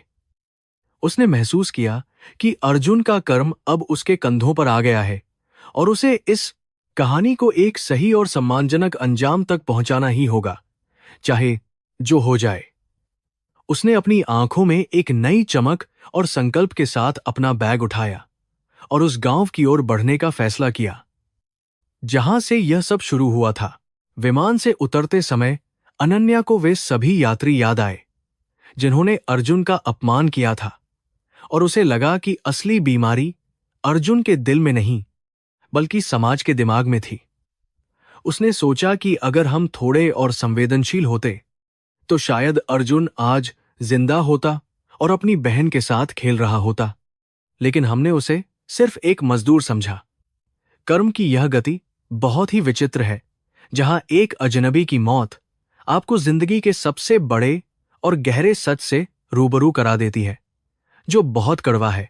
जब वह मस्कट से रवाना हो रही थी तो उसने खिड़की से उस नीले आसमान की ओर देखा जहां अर्जुन ने अपनी आखिरी उड़ान भरी थी और उसे लगा कि वह कहीं मुस्कुरा रहा है। उसे महसूस हुआ कि अर्जुन अब आजाद है। उसे अब न तो किसी एजेंट का डर है और न ही किसी गरीबी की जंजीरें उसे अब और ज्यादा तंग कर सकती हैं। वह अब सितारों के बीच एक चमकता हुआ तारा बन गया है जो अपनी मां और बहन पर हमेशा अपनी ठंडी छांव और आशीर्वाद बनाए रखेगा। अनन्या ने अपने पर्स से वह मुड़ा हुआ नोट निकाला जो अर्जुन ने उसे दिया था और उसे फिर से पढ़ा, जिसमें लिखा था कि मां, मैं पहुंच गया हूं, तुम चिंता मत करना। इन शब्दों ने अनन्या के दिल को फिर से छलनी कर दिया, क्योंकि उसे पता था कि अर्जुन सच में ऐसी जगह पहुंच गया है जहां से कोई वापस नहीं आता है। उसने उस नोट को चूम लिया और अपनी यात्रा जारी रखी, यह जानते हुए कि अर्जुन की यह कहानी अब उसकी अपनी कहानी बन चुकी है। रास्ते में उसे श्री मेहरा का एक संदेश मिला जिसमें उन्होंने अर्जुन के परिवार के लिए एक बड़ी राशि दान करने की इच्छा जताई थी और अपनी पिछली गलतियों के लिए माफी भी मांगी थी। यह देखकर अनन्या को एहसास हुआ कि अर्जुन का बलिदान व्यर्थ नहीं गया। उसने एक कठोर दिल इंसान को पिघलाकर उसके भीतर सोई हुई मानवता को फिर से जगाने का चमत्कार कर दिया था। कर्म का यह चक्र सच में बहुत शक्तिशाली है, जो मौत के बाद भी लोगों के जीवन को बदलने की अपार क्षमता रखता है। अनन्या ने मस्कट के उस अस्पताल के कमरे को याद किया जहां अर्जुन ने अपनी आखिरी सांस ली थी और उसे वहां एक अजीब सी शांति महसूस हुई जो किसी मंदिर जैसी पवित्र थी। उसे लगा कि अर्जुन ने मरते हुए भी सबको कुछ न कुछ दिया है, उसे एक नया उद्देश्य। श्री मेहरा को पश्चाताप और उसके परिवार को एक अनिश्चित लेकिन सुरक्षित भविष्य। उसने अपनी आंखें बंद की और अर्जुन की आत्मा की शांति के लिए प्रार्थना की, यह जानते हुए कि उसका सफर अब एक नई और कठिन दिशा की ओर मुड़ रहा है। अगले कुछ दिनों में अनन्या को अर्जुन के गांव का पता मिल गया और उसने अपनी यात्रा की पूरी तैयारी कर ली ताकि वह उस मां से मिल सके जिसका बेटा अब कभी नहीं लौटेगा। उसने अपने साथ वे सभी चीजें लीं जो अर्जुन की थीं और वे पैसे भी जो यात्रियों ने अर्जुन की याद में इकट्ठा किए थे ताकि वह मदद कर सके। उसे पता था कि यह मुलाकात बहुत ही दर्दनाक होने वाली है, लेकिन उसे अर्जुन के प्रति अपना वादा निभाना था जो उसने खामोशी में उससे किया था। जैसे ही वह भारत की धरती पर उतरी, उसे महसूस हुआ कि हवा में अब वह पहले जैसी गर्मी नहीं थी, बल्कि एक नमी थी जो शायद अर्जुन के आंसुओं और उसकी यादों से आई थी। उसने एक गहरी सांस ली और उत्तर प्रदेश के उस छोटे से गांव की ओर चल पड़ी जहां अर्जुन का बचपन बीता था और जहां उसकी यादें अब भी जिंदा थीं। अनन्या का दिल धड़क रहा था, लेकिन वह तैयार थी उस आखिरी अध्याय को लिखने के लिए जिसने उसकी जिंदगी को पूरी तरह से बदल दिया था। उत्तर प्रदेश के उस छोटे से गांव की धूल भरी सड़कों पर जब अनन्या ने कदम रखा तो उसे हर तरफ अर्जुन की यादों का साया महसूस हुआ। हवा में उड़ती धूल और खेतों की सौंधी खुशबू उसे उस मासूम लड़के की सादगी की याद दिला रही थी जिसने अपनी मिट्टी को बहुत प्यार किया था। गांव के बच्चे उसे कौतूहल भरी नजरों से देख रहे थे, क्योंकि उन्होंने पहले कभी शहर की किसी लड़की को इस तरह उदास चेहरे के साथ नहीं देखा था। अनन्या का हृदय किसी अज्ञात डर से धड़क रहा था, क्योंकि उसे उस सच का सामना करना था जो बहुत हृदय विदारक था। वह धीरे धीरे उस कच्चे रास्ते पर आगे बढ़ने लगी जहां एक पुराना पीपल का पेड़ खड़ा था, जिसके बारे में अर्जुन ने विमान में उसे विस्तार से बताया था। उस पेड़ की छांव में कुछ बुजुर्ग बैठे थे जो आपस में चर्चा कर रहे थे, लेकिन अनन्या को देखते ही वे सब शांत हो गए। उसे समझ नहीं आ रहा था कि वह कैसे उस मां से मिलेगी जिसने अपने बेटे को सुनहरे भविष्य के लिए परदेश भेजा था और अब उसे उसकी राख मिलने वाली थी। अनन्या ने अपने हाथ में पकड़े हुए उस थैले को और भी कसकर पकड़ लिया था। अर्जुन का घर गांव के आखिरी छोर पर स्थित था, जिसकी दीवारें मिट्टी की थीं और छत पर पुरानी घास फूस का छप्पर डला हुआ था। घर के बाहर एक टूटी हुई खाट बिछी थी और एक महिला, जो शायद अर्जुन की मां थी, बहुत ही उम्मीद भरी नजरों से सड़क की ओर देख रही थी। अनन्या को देखते ही उस महिला के चेहरे पर एक अजीब सी चमक आई, क्योंकि उसे लगा कि शायद उसके बेटे ने कोई संदेश भेजा है। अनन्या के कदम जैसे जमीन में धंस गए थे और वह आगे बढ़ने की हिम्मत खो चुकी थी। बेटी, तुम कौन हो और कहां से आई हो?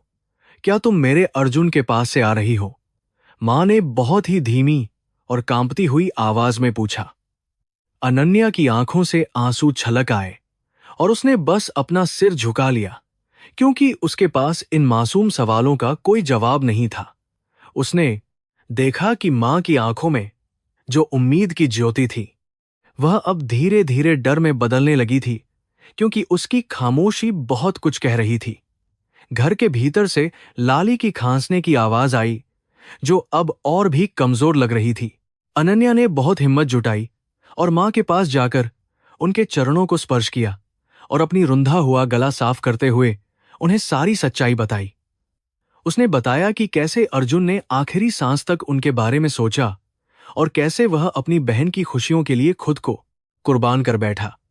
यह सुनते ही मां जैसे पत्थर की मूरत बन गई और उसकी आंखों से एक भी आंसू नहीं गिरा, क्योंकि गहरा दुख अक्सर इंसान को पूरी तरह से सुन्न कर देता है। पूरे गांव में एक अजीब सा सन्नाटा पसर गया था और केवल हवा ही चल रही थी। तभी लाली घर से बाहर आई और उसने अनन्या के हाथ में अर्जुन का वही पुराना ताबीज देखा जिसे वह हमेशा अपने गले में पहनकर गांव में घुमा करता था। उसने अनन्या का हाथ पकड़ लिया और भोलेपन से पूछा कि भैया कब आएंगे? उन्होंने तो वादा किया था कि वे मेरे लिए गुड़िया लेकर वापस आएंगे। अनन्या ने लाली को अपने सीने से लगा लिया और फूट फूट कर रोने लगी, क्योंकि वह जानती थी कि अर्जुन अब कभी वापस नहीं आएगा।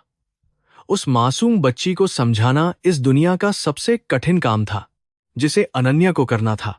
अनन्या ने अपने बैग से वह मुड़ा हुआ नोट और वे पैसे निकाले जो श्री मेहरा और अन्य यात्रियों ने अर्जुन के परिवार के लिए बहुत सम्मान के साथ इकट्ठा किए थे। उसने वह पत्र मां को थमाया जिसमें अर्जुन ने लिखा था कि वह ठीक से पहुंच गया है और उन्हें चिंता करने की कोई जरूरत नहीं है। मां ने उस पत्र को अपनी आंखों से लगाया और फिर उसे जोर जोर से चूमने लगी, जैसे वह अर्जुन का ही कोई हिस्सा हो। उस पत्र की हर एक पंक्ति में अर्जुन का अपनी मां के प्रति अथाह प्रेम और उसकी अधूरी आकांक्षाएं साफ थीं। गांव के लोग भी अब धीरे धीरे वहां इकट्ठा होने लगे थे और जब उन्हें अर्जुन की शहादत के बारे में पता चला तो सबकी आंखें नम हो गई थीं। उन्होंने कभी सोचा भी नहीं था कि उनका शांत और मेहनती अर्जुन इस तरह दुनिया को छोड़कर चला जाएगा, और वह भी इतनी कम उम्र में। हर कोई अनन्या की प्रशंसा कर रहा था, कि उसने एक अजनबी होकर भी इतना बड़ा धर्म निभाया और खुद यहां तक उस लड़के की राख लेकर आई। अनन्या को महसूस हुआ कि अर्जुन भले ही गरीब था, लेकिन उसने सबके दिलों में जगह बनाई थी। ये पैसे और ये गहने आपके हैं। ये अर्जुन की उस मेहनत का फल है जिसे उसने अपनी जान देकर हमारे लिए कमाया है। अनन्या ने मां के हाथों में पैसे रखते हुए कहा। मां ने उन पैसों को स्वीकार करने से मना कर दिया और कहा कि मेरा बेटा चला गया, अब इन कागज के टुकड़ों का मैं क्या करूंगी। अनन्या ने उन्हें समझाया कि ये पैसे लाली के इलाज के लिए हैं और यही अर्जुन की आखिरी इच्छा थी, जिसे पूरा करना अब हम सबका कर्तव्य है। मां की ममता और बेबसी का दृश्य बहुत मार्मिक था। उस रात अनन्या ने उसी कच्चे घर में रहने का फैसला किया क्योंकि वह लाली की हालत को और भी करीब से देखना चाहती थी और उसकी मदद करना चाहती थी। उसने देखा कि घर में खाने का एक दाना भी नहीं था और मां ने पिछले कई दिनों से कुछ भी नहीं खाया था। अनन्या ने खुद रसोई में जाकर कुछ खाना बनाया और मां को अपने हाथों से खिलाया जैसे कोई बेटी अपनी मां की सेवा करती है। उसे महसूस हुआ कि असली शांति महंगे होटलों में नहीं, बल्कि इन सादे और निस्वार्थ लोगों के बीच रहने में है। लाली के साथ बातें करते हुए अनन्या को पता चला कि अर्जुन बचपन से ही बहुत होनहार था और वह हमेशा कहता था कि एक दिन वह इस गरीबी को मिटाएगा। वह रातों को लालटेन की रोशनी में पढ़ाई करता था ताकि वह कोई बड़ी नौकरी कर सके, लेकिन किस्मत ने उसके लिए कुछ और ही लिखा था। अनन्या ने महसूस किया कि अर्जुन जैसे हजारों युवा हर साल इसी तरह अपनी जान गंवा देते हैं क्योंकि हमारी व्यवस्था उन्हें बेहतर अवसर देने में पूरी तरह विफल रही है। उसके मन में समाज के प्रति एक गहरा आक्रोश उमड़ रहा था। अगले दिन अनन्या ने गांव के प्रधान से बात की और लाली को शहर के अस्पताल में ले जाने की व्यवस्था करने का आग्रह किया ताकि उसका इलाज शुरू हो सके।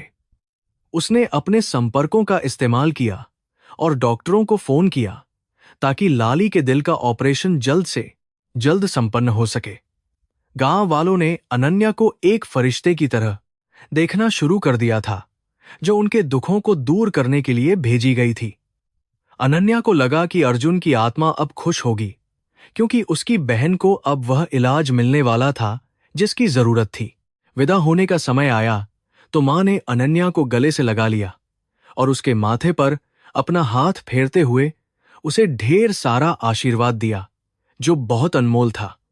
उनकी आंखों में अब वह गहरा दुख नहीं था, बल्कि एक तरह का संतोष था कि उनके बेटे का बलिदान व्यर्थ नहीं गया। अनन्या ने वादा किया कि वह हर महीने गांव आएगी और लाली की पढ़ाई और स्वास्थ्य का पूरा ख्याल रखेगी।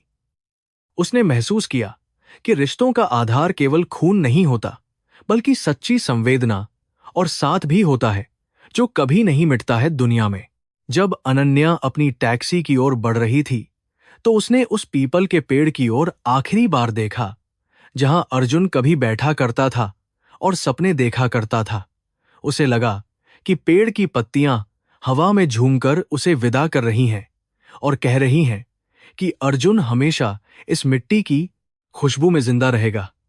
उसने अपनी जेब से वह फटा हुआ नोट फिर से निकाला और उसे चूम लिया क्योंकि वह उसकी यात्रा का सबसे बड़ा प्रमाण था।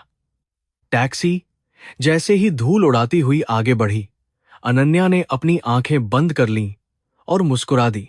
रास्ते में उसे श्री मेहरा का कॉल आया जिन्होंने बताया कि उन्होंने अर्जुन के नाम पर एक ट्रस्ट बना दिया है जो गरीब बच्चों की शिक्षा के लिए काम करेगा। यह सुनकर अनन्या को लगा कि कर्म सचमुच एक चक्र है जो बड़े बड़े पत्थरों को भी मोम बना देता है। अर्जुन की मौत ने एक ऐसे इंसान को बदल दिया था जिसे कभी किसी के दुख से कोई सरोकार नहीं था। यह उस मासूम लड़के की सबसे बड़ी जीत थी जिसने अपनी जान देकर मानवता के सोए हुए जमीर को एक बार फिर से जिंदा कर दिया था। अनन्या को भरफार को संदात अब अपनी नौकरी का एक नया उद्देश्य मिल गया था जिसे वह पूरी शिद्दत के साथ निभाने के लिए तैयार थी।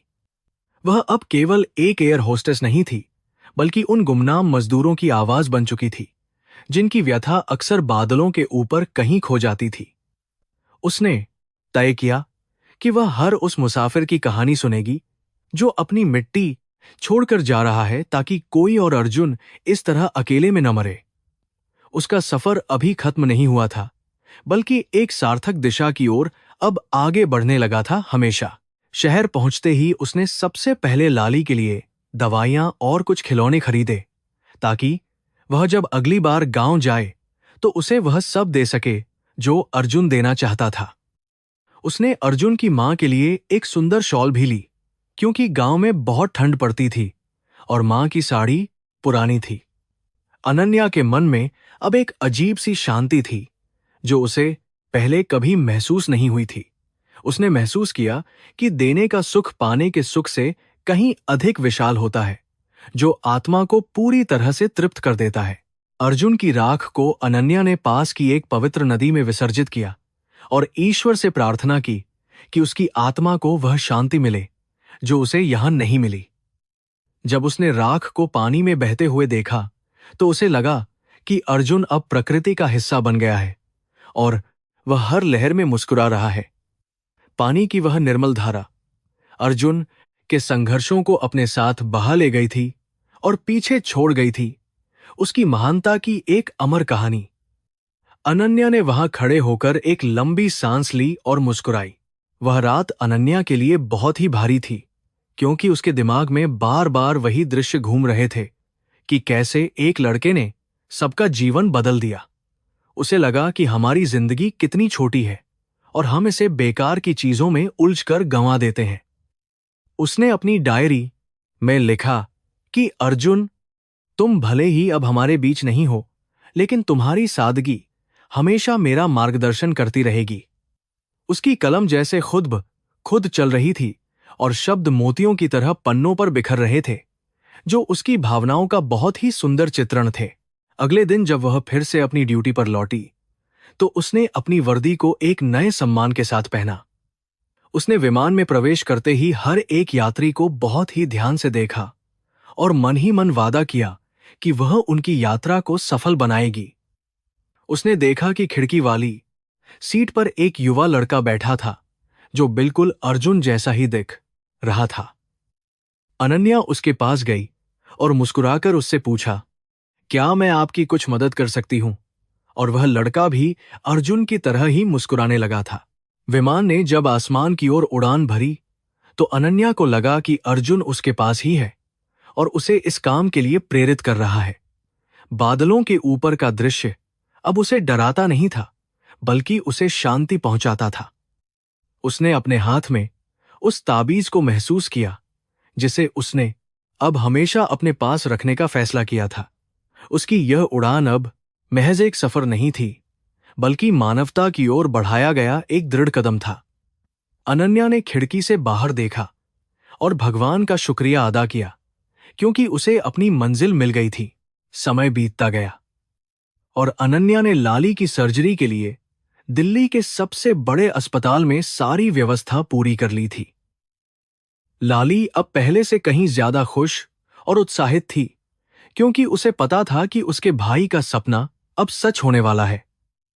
अर्जुन की मां भी शहर आ गई थी और उनकी आंखों में अब डर की जगह एक गहरा विश्वास था जो अनन्या की सेवा और समर्पण से उपजा था।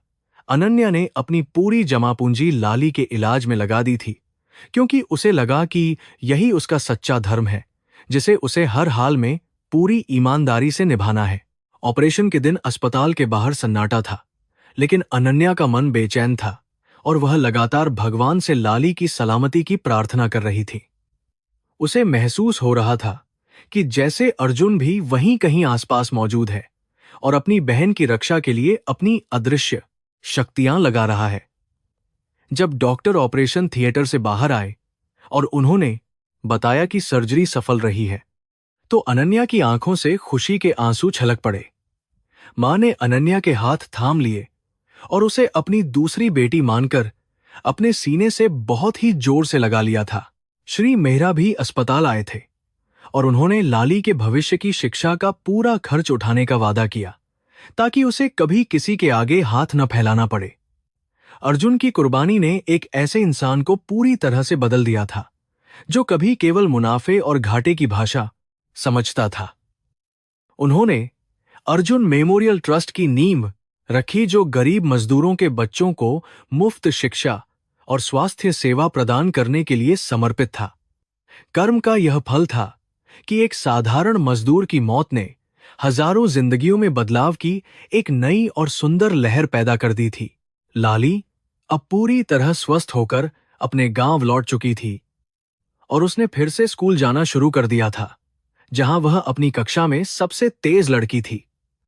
वह हमेशा कहती थी कि वह बड़ी होकर अनन्या दीदी की तरह बनेगी और जरूरतमंद लोगों की मदद करेगी, ताकि कोई और भाई अपनी बहन से दूर न जाए। अर्जुन की मां ने गांव के घर के बाहर एक छोटी सी पाठशाला खोल दी थी, जहां वे बच्चों को संस्कार और मानवता के पाठ पढ़ाती थी। अर्जुन का घर अब शोक का प्रतीक नहीं, बल्कि उम्मीद और रोशनी का एक बहुत बड़ा केंद्र बन चुका था। अनन्या अब अपनी ड्यूटी पर जब भी जाती थी, तो वह हर गरीब यात्री की ओर एक विशेष स्नेह और सम्मान के साथ देखती थी, जो काबिले तारीफ था। उसने हवाई जहाज के केबिन को केवल एक कार्यक्षेत्र नहीं, बल्कि एक मंदिर की तरह मानना शुरू कर दिया था, जहां वह सेवा का अवसर पाती थी।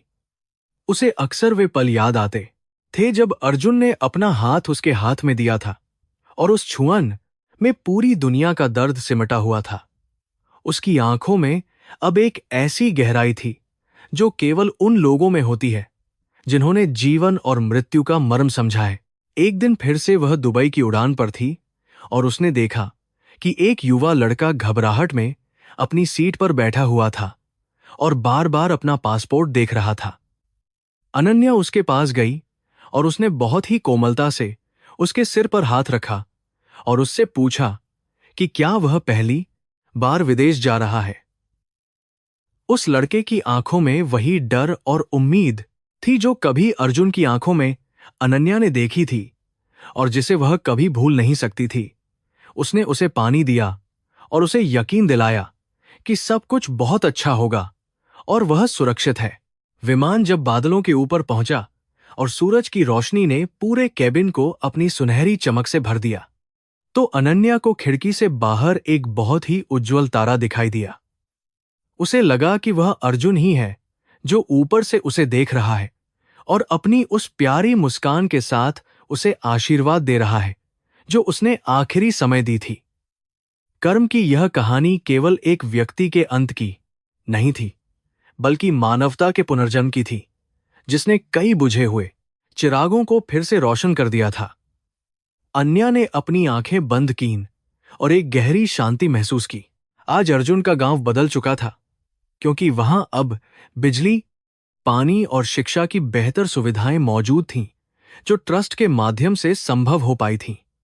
लोगों ने अर्जुन की याद में गांव के चौराहे पर एक छोटा सा स्मारक बनाया था, जिस पर लिखा था कि एक भाई जिसने अपनी बहन के लिए जान दे दी। यह स्मारक केवल पत्थर का नहीं था, बल्कि प्रेम, त्याग और अटूट विश्वास की एक जीवित गाथा थी, जो आने वाली पीढ़ियों को प्रेरित करती रहेगी। कर्म का नियम अटल है और अर्जुन का बलिदान इसका सबसे बड़ा और जीवंत प्रमाण बन चुका था। अनन्या ने अपनी नौकरी से इस्तीफा देने का फैसला किया और उसने अपना पूरा जीवन उस ट्रस्ट के लिए समर्पित कर दिया, ताकि वह जमीनी स्तर पर बदलाव ला सके।